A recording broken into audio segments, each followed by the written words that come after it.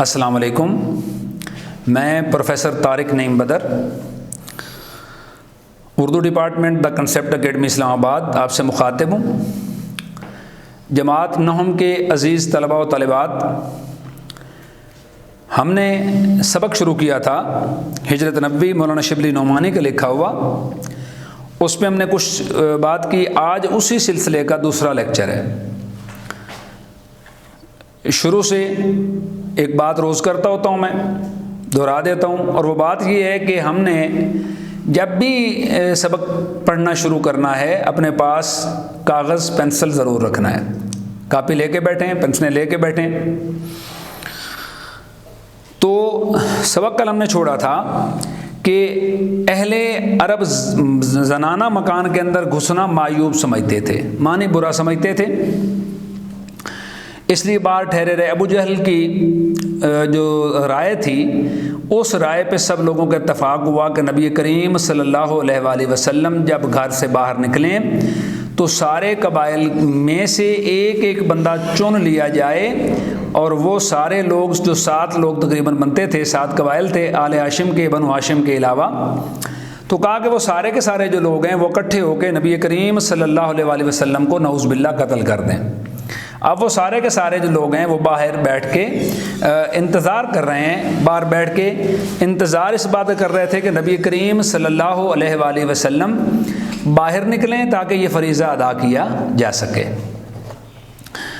تو رسول اللہ صلی اللہ علیہ وسلم سے قریش کو اس درجہ عداوت تھی۔ عداوت کے معنی دشمنی۔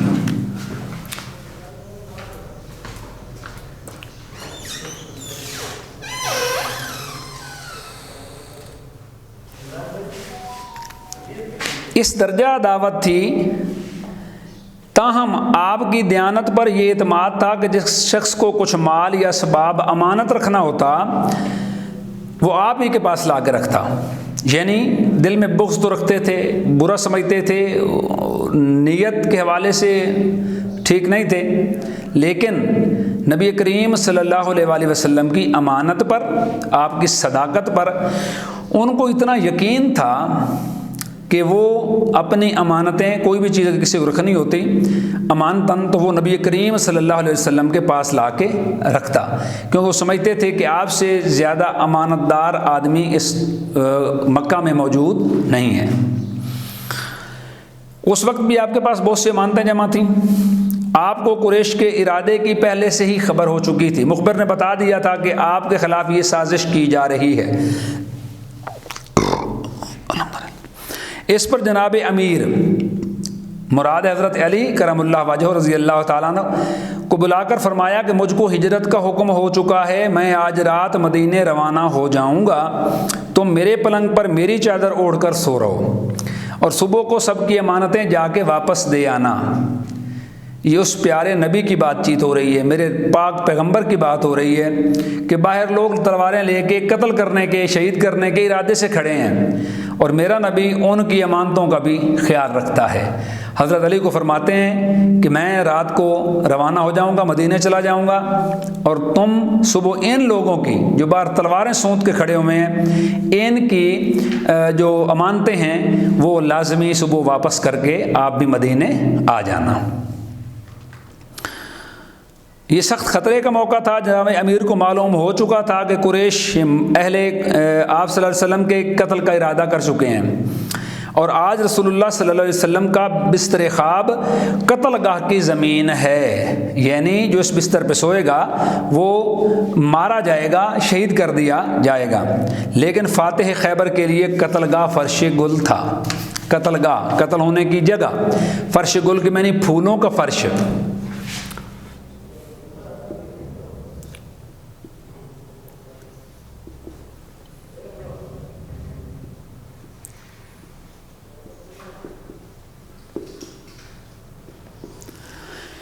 مراد یہ کہ جب پتہ ہو کسی شخص کو کہ میں اس جگہ پہ اگر سوؤں گا تو ذبح کر دیا جاؤں گا، مار دیا جاؤں گا، اس کے باوجود وہ میرے نبی کے صحابہ تھے، میرے نبی کے ماننے والے، میرے نبی کے چاہنے والے، محبت کرنے والے۔ ہم بھی بڑے دعوے دار ہیں لیکن ہم نبی سے اس حد تک محبت نہیں کر سکتے۔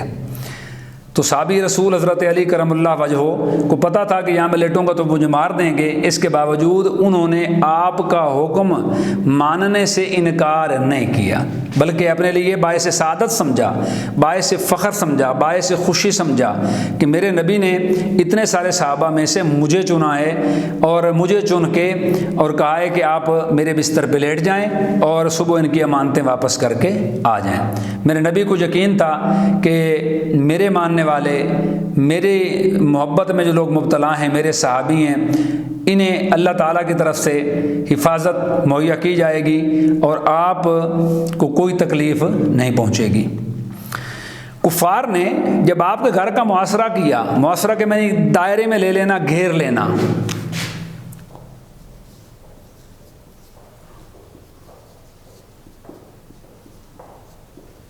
آپ اس کو گھیراؤ بھی کہہ سکتے ہیں، گھیراؤ کر لیا تو کیا ہوا؟ کہا رات گزر گئی تو قدرت نے ان کو بے خبر کر دیا۔ حضرت ان کو سوتا چھوڑ کر باہر آئے، کعبے کو دیکھا اور فرمایا مکہ تو مجھے تمام دنیا سے زیادہ عزیز ہے، لیکن تیرے فرزند مجھے رہنے نہیں دیتے۔ فرزند سے مراد مکہ کے رہنے والے، ویسے فرزند کے معنی ہوتے ہیں بیٹا، یہاں پہ مراد ہے کہ مکہ کے رہنے والے، آپ نے خانہ کعبہ کو دیکھ کے فرمایا کہ دنیا میں تو مجھے سب سے زیادہ عزیز، اللہ کا گھر ہے خانہ کعبہ، تو کہا تو مجھے دنیا میں سب سے زیادہ عزیز ہے، پیارا ہے۔ مسئلہ یہ ہے کہ تیرے یہ جو فرزند ہیں، تیرے جو یہ لوگ ہیں، یعنی مکہ کے رہنے والے اہل قریش، یہ مجھے یہاں رہنے نہیں دیتے، تو انشاءاللہ دل میں کہا کہ میں دوبارہ لوٹ کے انشاءاللہ تیری محبت میں یہاں پہ واپس آؤں گا۔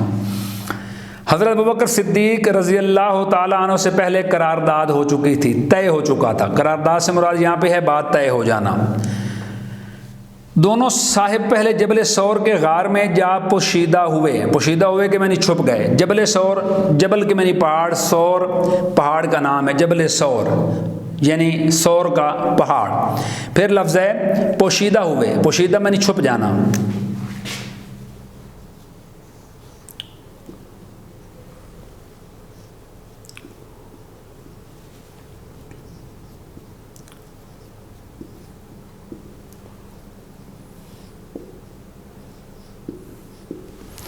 جبل کے معنی پہاڑ اور پوشیدہ کے معنی چھپ جانا، یعنی آپ وہاں جا کے چھپ گئے۔ یہ غار آج بھی موجود ہے اور بوسہ گاہ خلائق ہے۔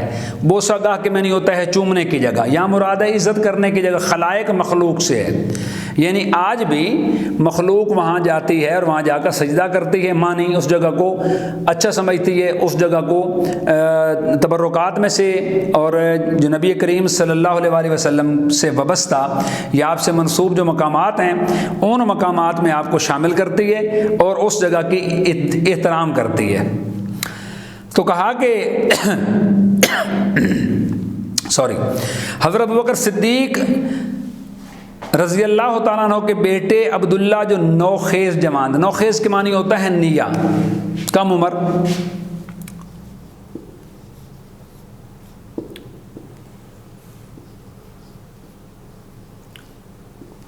جو بھی کم عمر تھے، شب کو غار میں ساتھ ہوتے، شب کے معنی رات، یعنی رات کو وہ مکہ سے نکل کر غار ثور میں حضرت محمد صلی اللہ علیہ وآلہ وسلم اور حضرت ابوبکر صدیق کا ساتھ دیتے، یعنی ان کے ساتھ رہتے۔ صبح منہ اندھیرے اٹھ کر شہر چلے جاتے اور پتہ لگاتے کہ قریش کیا مشورہ کر رہے ہیں۔ جو کچھ خبر ملتی شام کو آ کر حضرت سے عرض کرتے، حضرت ابوبکر صدیق کا غلام کچھ رات گئے بکریاں چرا کر لاتا اور آپ صلی اللہ علیہ وآلہ وسلم اور حضرت ابوبکر صدیق رضی اللہ تعالیٰ عنہ ان کا دودھ پی لیتے۔ 3 دن تک صرف یہی غذا تھی۔ لیکن ابن ہشام، یہ ایک بڑا مشہور مورخ ہے، تاریخ دان ہے، وہ لکھتا ہے کہ روزانہ شام کو اسماء رضی اللہ تعالی عنہا، جو حضرت عائشہ صدیقہ جو کہ حضرت ابوبکر صدیق کی بیٹی تھیں، ان کی چھوٹی بہن تھی، یعنی حضرت ابوبکر صدیق کی چھوٹی بیٹی حضرت اسماء رضی اللہ تعالی عنہا گھر سے کھانا پکا کر غار میں پہنچا آتی تھیں۔ اس طرح 3 راتیں غار میں گزری۔ صبح قریش کی آنکھیں کھلی، رات گزر گئی، نبی کریم صلی اللہ علیہ وسلم گھر سے چلے گئے۔ قریش کو جو بار انتظار کر رہے تھے آپ صلی اللہ علیہ وسلم کو ذبح کرنے کا، مارنے کا، نعوذ باللہ ارادہ کر کے کھڑے ہوئے تھے، اللہ نے ان کو بے خبر کر دیا اور آپ ان کی بے خبری میں گھر سے روانہ ہو گئے۔ صبح جب قریش کی آنکھیں کھلیں تو پلنگ پر آن حضرت صلی اللہ علیہ وسلم کی بجائے جناب امیر تھے۔ نبی کریم تو چلے گئے رات کو، تو بستر پہ جس کو موجود پایا وہ تھے حضرت علی کرم اللہ وجہہ۔ ظالموں نے آپ کو پکڑا اور حرم میں لے جا کر تھوڑی دیر محبوس رکھا۔ محبوس کے معنی ہوتا ہے حبس میں رکھنا، معنی قید میں رکھنا۔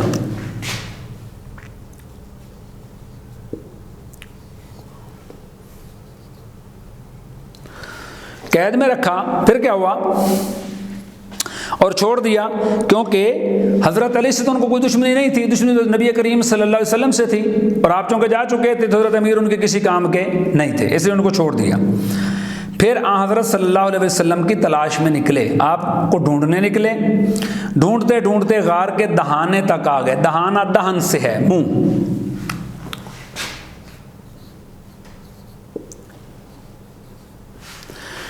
غار کے دہانے تک آ گئے،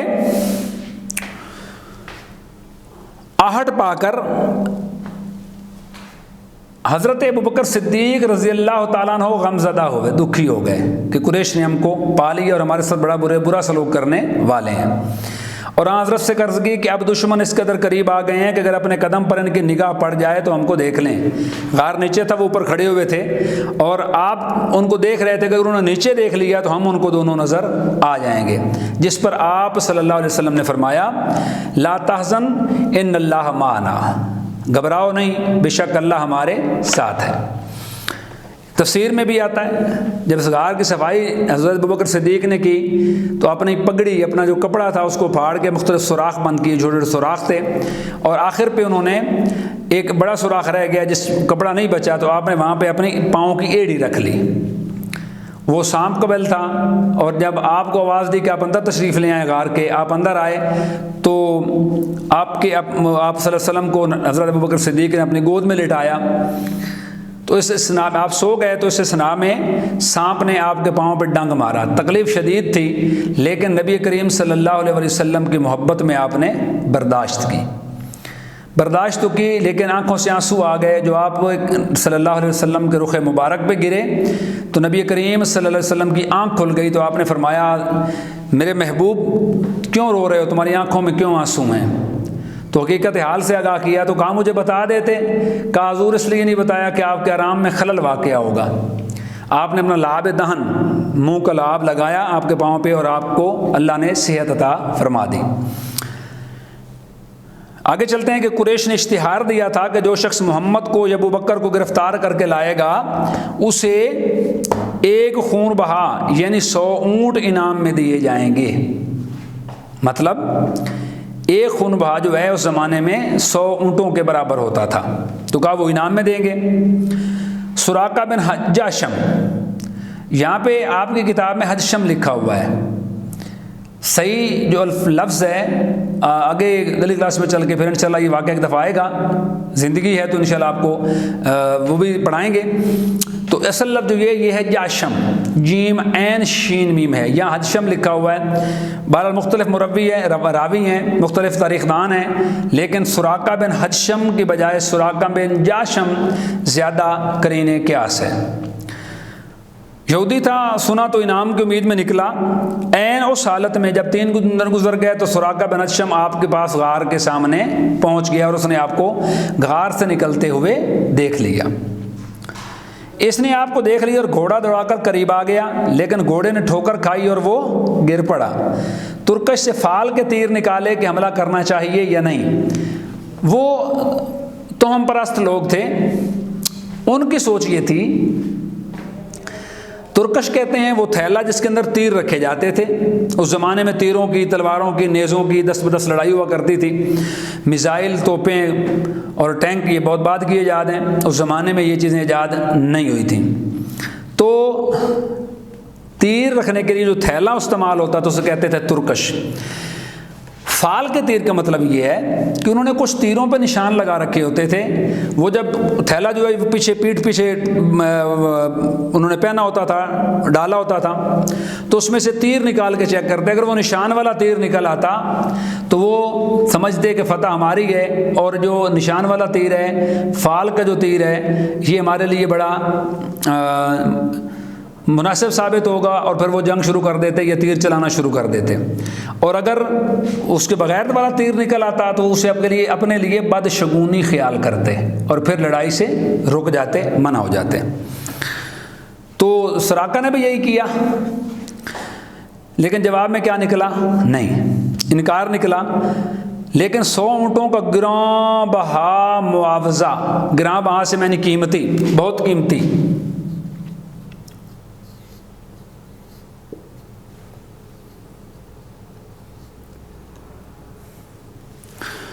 گراں بہا معاوضہ یعنی بہت قیمتی معاوضہ اتنا آسان یا سستا نہیں تھا کہ تیر کی بات مان لی جاتی۔ تو سراقہ بن اشم نے کیا کیا؟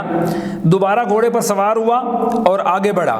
اب کی بار گھوڑے کے پاؤں گھٹنوں تک زمین میں دھنس گئے، گھوڑے سے اتر پڑا اور پھر فال نکالی۔ اب بھی وہی جواب تھا، لیکن مکرر تجربے نے اس کی ہمت پست کر دی۔ مکرر کے معنی دوبارہ۔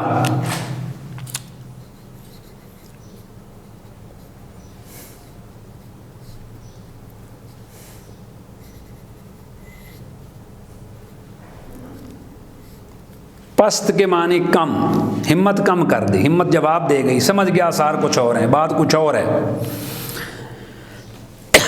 حضرت کے پاس قریش کی اشتہار کا واقعہ سنایا اور درخواست کی کہ مجھ کو امن کی تحریر لکھ دیجئے، یعنی اس کو جو بات سمجھ آ گئی کہ نبی کریم صلی اللہ علیہ وسلم اللہ کے سچے نبی ہیں اور انہیں کوئی گزند نہیں پہنچا سکتا، انہیں کوئی تکلیف نہیں پہنچا سکتا، اس لیے وہ آپ کے پاس آیا اور کہا کہ قریش نے آپ کے قتل کرنے پہ یا آپ کو گرفتار کر کے لانے پہ 100 اونٹ انعام مقرر کر رکھا ہے، لیکن میں آپ کی جو شان نبوت ہے اس کو پہچان کے اس کام سے تائب ہوتا ہوں، رک جاتا ہوں۔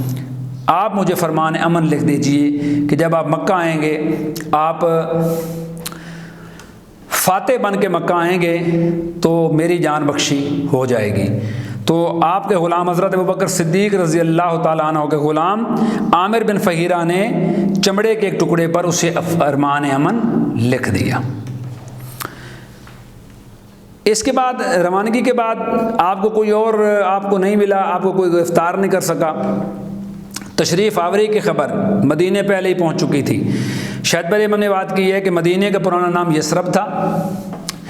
آپ صلی اللہ علیہ وسلم جب مدینے پہنچے تو وہ یثرب مدینۃ النبی میں تبدیل ہو گیا، اس کا نام تبدیل ہو گیا۔ تمام شہر ہمہ تن چشم انتظار تھا۔ ہمہ تن کے معنی ہوتا ہے مکمل طور پہ، تن ویسے جسم کو کہتے ہیں، پوری جان سے، پوری خیال سے، ہمہ تن۔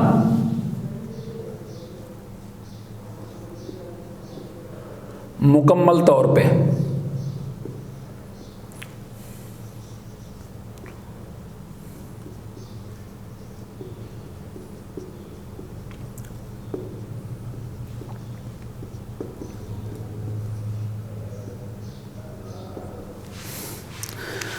اگلا لفظ ہے چشم انتظار، انتظار کرنے والی آنکھ۔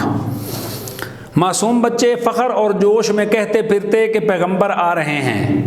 مدینہ کے لوگوں کو آپ صلی اللہ علیہ وسلم کی آمد کی نہ صرف بے انتہا خوشی تھی، بلکہ آپ صلی اللہ علیہ وآلہ وسلم کے آنے کا وہ لوگ بڑی شدت کے ساتھ انتظار کر رہے تھے، منتظر تھے۔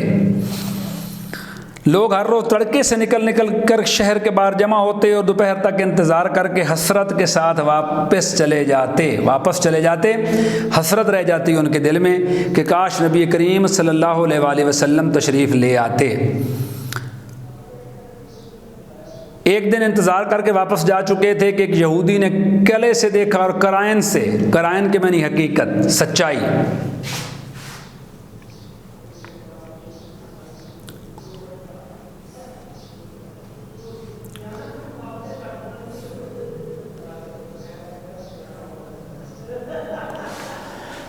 قرائن سے پہچان کر پکارا، اے عرب، اے اہل عرب، تم جس کا انتظار کرتے تھے وہ آ گیا۔ تمام شہر تکبیر کی صداؤں سے گونج اٹھا۔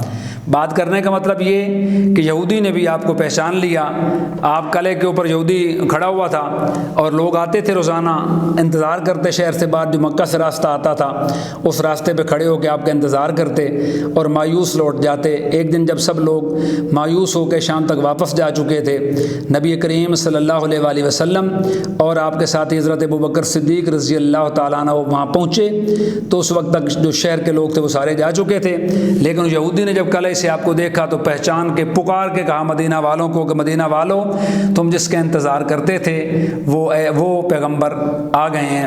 تو تمام شہر کے جو لوگ تھے وہ آپ کے استقبال کو آئے۔ ہر شخص کی یہ خواہش تھی کہ نبی کریم صلی اللہ علیہ وآلہ وسلم میرے ہاں قیام کریں۔ آپ نے فرمایا کہ اے اہل یثرب، میں اونٹنی کی مہار چھوڑ رہا ہوں، لگام چھوڑ رہا ہوں، میری اونٹنی جس گھر کے سامنے بیٹھ جائے گی میں اسی گھر میں قیام کروں گا۔